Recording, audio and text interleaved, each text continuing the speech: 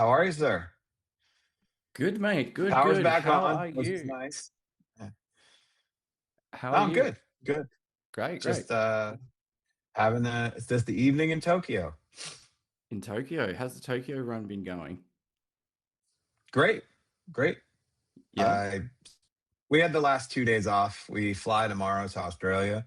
So Mm, I spent the last 2 days guitar shopping. I didn't awesome. buy anything though. Oh, no fines? No good fines? No, there was a couple close calls, but I've been looking for some pretty specific stuff. So I had to go to Mm, a lot of places to see only a few things. right.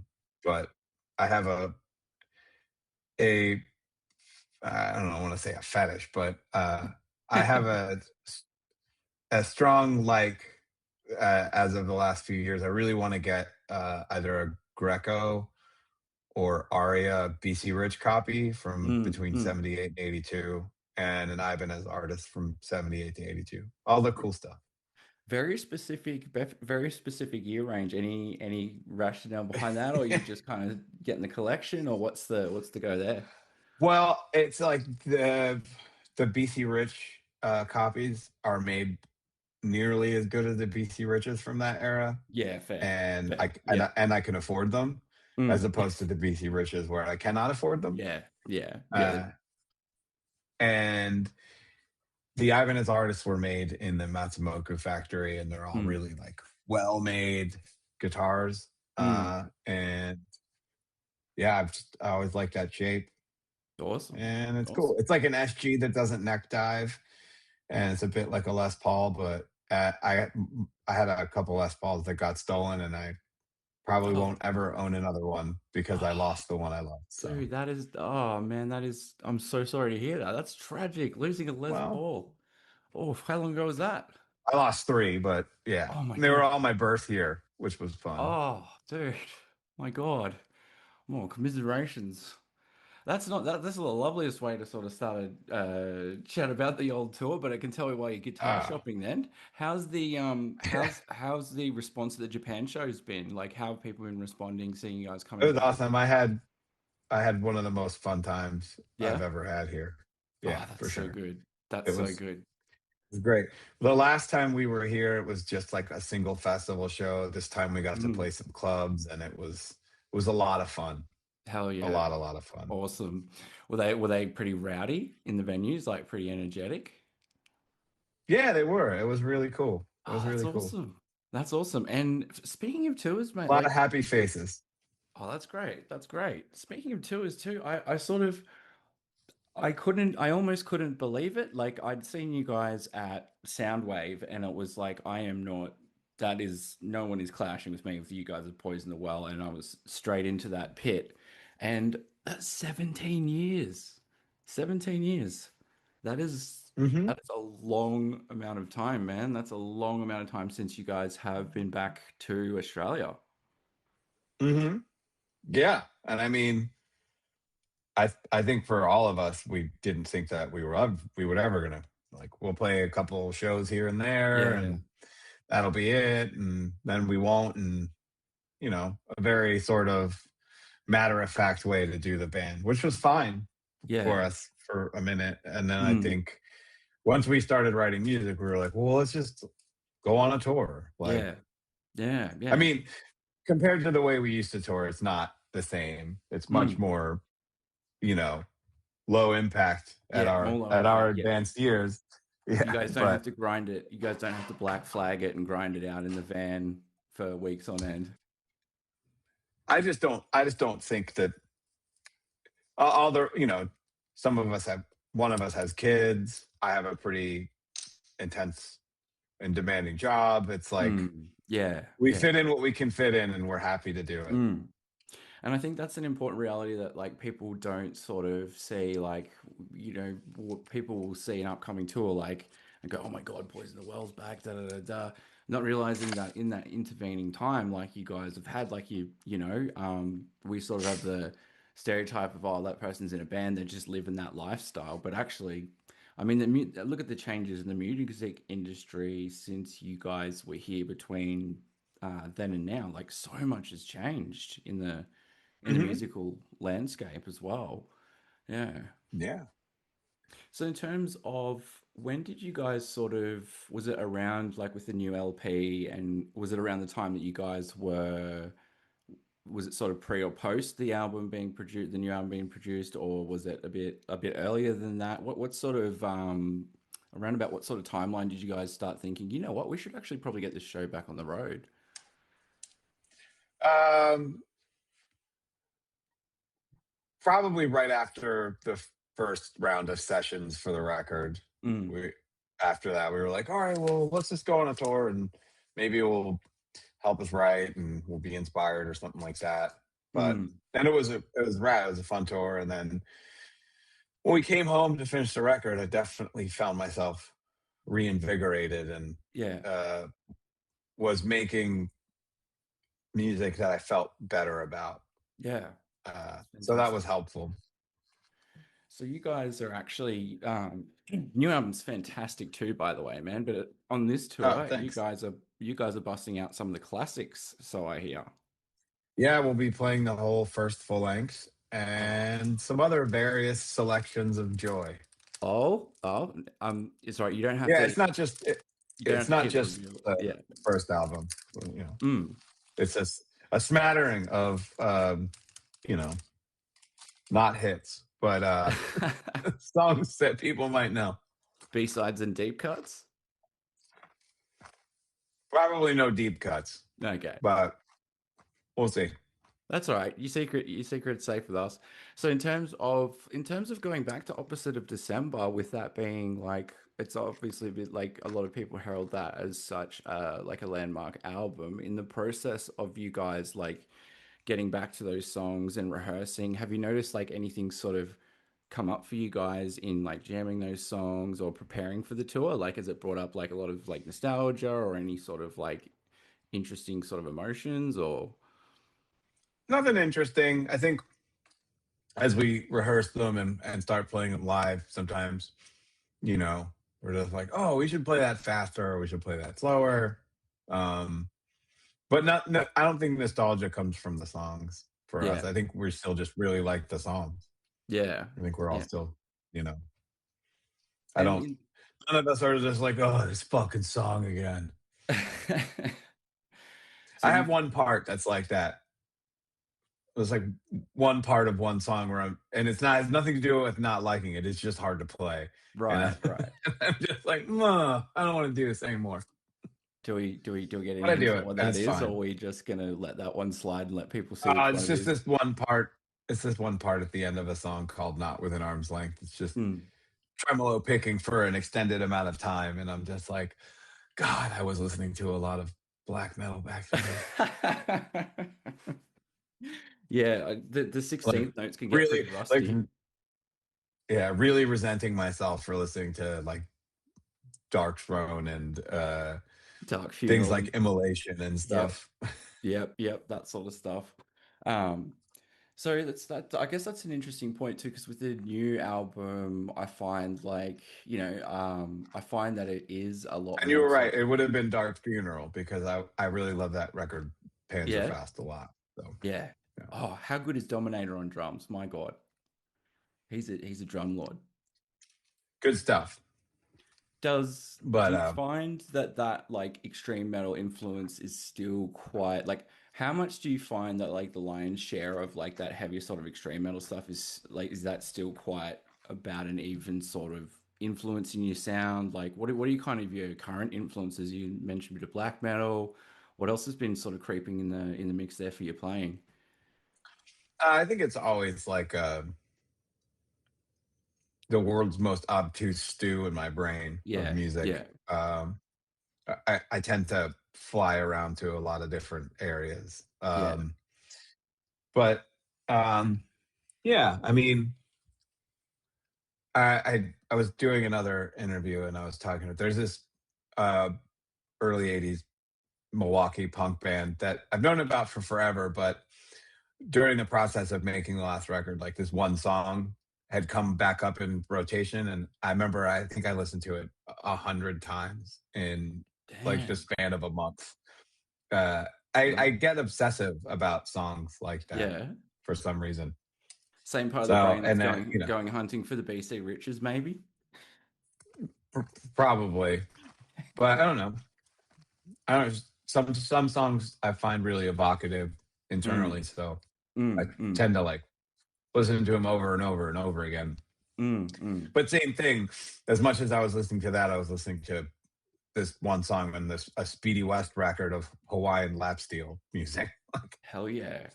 But So I think that reflects in your guys' songwriting because you've got a lot of elements of like post-hardcore and you've got some heavier stuff and some like breakdowns and it's a little bit it is a little bit of a diverse spread of everything. Does that I help like try keep to. it does it help keep it fresh for you guys like in terms of like songwriting and getting keen for touring and that sort of thing? I think so, and I also Mm, think part of it comes from the desire to try to be try to be diverse in the sort of communication of emotion because mm, it's not like always a black or white thing for me.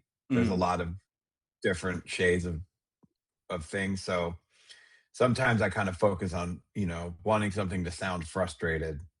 mm, It needs something else than wanting to sound something for something to sound like angry, right? mm, mm. I think there's a lot of dichotomy there. Yeah. Do you find that that translates much like on the stage? Because you guys do, I do find that you guys have quite like people might take a look at, look or listen to Poison and go, oh, that's, quote unquote screamo, but it actually is quite emotive, like lyrically, musically. Do you feel like that? Do you feel like that on stage, like even after all this time with the old material, like some of that like emotive connection Yeah, still for there when you're sure. playing? Yeah. There are some parts that I did notice where I was just like, this still makes me feel the same way it made me feel in 1998 when I wrote this riff, or 1999, whatever, you know. And it still makes me have like the same physical and internal reaction. That's so interesting, isn't it? That like you write a riff and you're thinking like I'm going to write an album, and yet like just the way the brain works and everything that you can still have that impact this far on. I feel like people are going to have like a similar effect in terms of when they see a show because obviously the opposite is quite big for some of the old heads. Have you noticed any sorts of differences, say, with like the demographic of your crowd? Like, are you noticing like a pretty even spread, like a lot of younger kids coming, or is it fairly mixed or I don't know if I paid attention to it a lot yeah, enough fair. to really like have a metric on it, Mm. but I did notice, seeing younger kids that I'm just like records older than you are, right? And feeling extremely privileged and, having this sense of gratitude that I could be part of something that still communicates to people, Mm. you Mm. know, like Mm. such a people that are the same age that this band found my ears are finding this band in their ears this far away is a really big privilege, and I feel extremely lucky to have that happen. And it is awful confusing sometimes where I'm just like, this is crazy. Yeah. Like, this is my life. Like, this is nuts. Does it feel like you got with that like multi-generational like spread of fans? Do you feel like it's like a legacy as well, like a continuing legacy, like people still getting into it, that sort of thing? Legacy is such a difficult word. Yeah, I know. uh, Yeah, true. I think I don't think I have enough. I don't think that much of myself to think of it as a legacy. I think I'm part of something Mm, that is still means something to people. mm, And I don't know if that equals a legacy or if that equals just being fortunate enough to make something at a time where it made sense and that it still makes sense for some people. mm, You mm, know, I guess mm. technically by the definition of a legacy, it means it is, but I don't Yeah. feel that. It Okay. feels a little bit of It puts me out of sorts, that's for sure. Yeah, it is. It does feel like a bit of a loaded word, but I guess in terms of going more towards the future, the very, very imminent future in the upcoming tour, which I'm very excited about. Do you have any thoughts about like coming back to Australia and coming back to our land after, geez, 17 years? Is there anything in particular like you're kind of intrigued at or looking forward to with regards to coming back to I Australia? I think the same thing I look forward to all the time. Look forward to meeting people, having Mm. conversations that I wouldn't normally have, seeing different perspectives, seeing different places. Um, yeah, I think I still have all those same things that I've always had, and I think it's a bit high stakes, like at home in the States for us, like we've had the chance to play a couple shows and like, you know, but you don't, you go somewhere and then you don't come back for 17 years. Like, what if we're terrible? And people just be like, yeah, you spent all that time and came back and it was miserable. Great. And, there's a little anxiety based in that. But it sounds pushing back on that a bit, pushing back on that a bit, mate. Do you think that the recent run of Japan shows is a bit of counter evidence against that? Like you sounding like you guys are pretty satisfied, like you're pretty satisfied with how they went. Oh, for sure. But, tomorrow's a new day for me to fuck things up. So, Ah, we'll be there for you either way, mate. And I'm sure it's going to be fine. And I am looking well forward to catching you guys when you tour. So thank you again for eventually catching up with me. what show will you be at? The Melbourne show. Oh, cool. Yeah, looking forward to it. And Me too. quite a good spread of like local and like I really like the spread of acts you guys have got on the bill. If we Yeah, had I'm pretty excited about both. a very Poison the Well influenced and inspired bands on a Poison the Well tour. So I think that's a nice way of kind of tying the knot together as loosely as my brain can. Like I would say my comment would be that I can hear the Poison the Well influence in the bands that are on the tour. So there you go. Oh, There's the legacy cool. wrap up. But thank you very much for your time, man. I Thank really you. appreciate it. And I am looking forward Appreciate you. to rocking out with you guys once again. And I Yeah. can't believe it's been 17 years, but I ain't going to look a gift horse in the mouth and I'm looking forward to it. All right. Well, I'll see you in Melbourne. All right. Cheers, man. You take it easy. Have a good one. You too. You too. Bye. Alrighty, thank you very much to Ryan from Poison the Well for joining me on the podcast, especially after we were supposed to catch up at a certain time. Then the power and the internet cut out, only for us to regroup back. So I am very thankful for Ryan and to Janine, of course, from Dallas Stars PR and Boys in the Well for facilitating that interview, even though at first I kind of disappeared off the map, but I reappeared. And thus, you have a podcast episode. Now, a couple of things. I would like to actually feature a few artists at the end of this episode. I figure just leaving with the interview alone kind of does away with the opportunity for me to showcase and highlight some up and coming bands. But before I do that, I just want to reiterate the forthcoming tour dates for the Poison the Well tour. So the Perth folks, you would have experienced that on the 7th. Adelaide, it is your turn tonight at the Lion Arts Factory with Stressed. I highly recommend checking out Stressed. I've been checking out the support bands. We put out a press release recently with details of the support bands, and they're all good. They're all quite good. I mean, support bands usually are, but it's a solid run. Anyways, I digress. On the 11th, Richie Black from Richie Black Photography and myself are assigned to this one, so we will see you in the pit at 170 Russell with Poison the Well and Supports Ends in Tragedy. That's happening on the 11th in a couple of days. Day after that, they're rocking up to Sydney to play Liberty Hall with Phantoms, another good band. Shout out to Phantoms. 13th, they'll be hitting Newcastle, the King Street Band Room. It's good to see Newey get Poison the Well, get some hardcore gigs. They're going to be playing with local Newcastle hardcore group Cutthroat. And finally, Brisbane will be seeing the tour out at the Princess Theatre with locals Wet Work. So you can find all the tour dates and ticket links, everything you need at innerstrengthcheck.com.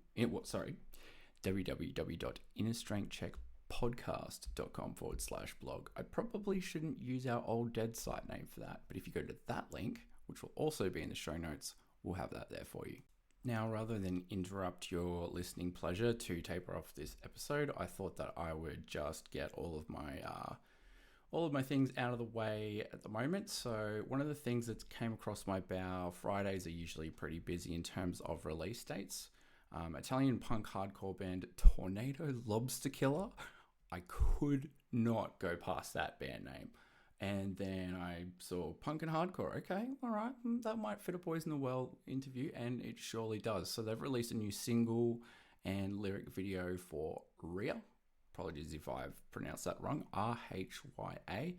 That has just dropped. So these guys are from Milan, and they have returned with the second single from their forthcoming album, Lobsteria. The first track being Pay to Play. So I do encourage folks to get out there and check out the first single. We're going to be listening to the second one, Rhya. Now, continuing on with my strange botanical flora fauna fixation, apparently, according to my emails. Anyway, another one that, this is kind of what's in a name. Hey guys, this is from India, Man-Eating Orchid. And it's a little different, the second track. It's more progressive metal, mathcore. So if you're into like Watchtower, Voivod, Dysrhythmia, Gorguts, Converge, stuff like that, Blotted Science, very kind of techie, mathy sort of stuff. I thought that kind of fits in well with a lot of Ryan and Co.'s songwriting, which, you know, obviously has a lot of elements of discordance, especially the stuff that they're playing on the upcoming tour. So I thought I would give our friends from the South Asian subcontinent of India a shout. Shout out to Man-Eating Orchid. That's some real nerdy tech loving stuff. So that's in the middle there. And finally, from Atlanta, Georgia, we have none other than Trio Apostle, who have released their latest LP, A Splinter in the Infinite Numenon, via Terminus Hate City. I actually thought by the name and the artwork and stuff that it was a trend-setting obscurity record. Goes to show the whole sort of the aesthetic in terms of naming and really cool artwork. It's not specific to one label, I should mention. So this is an interesting one. I thought I would include this one too because across the album, much like a Poison the Well album, there's elements of things like you've got everything from some moments of black and grind, some hardcore, some sludge, and some different stuff like that. So I'm just going to play these three back to back. So this will be me signing off for the episode, and my usual sign off, as always, peace, love, and grindcore.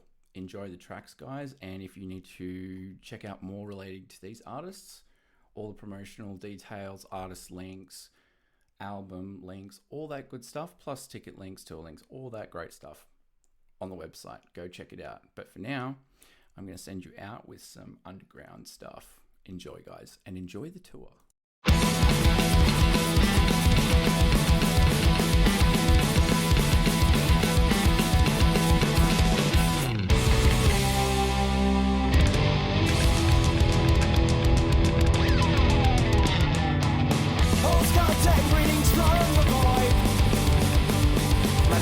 Resolution crashed against the wall of choice. Now most of it is gone.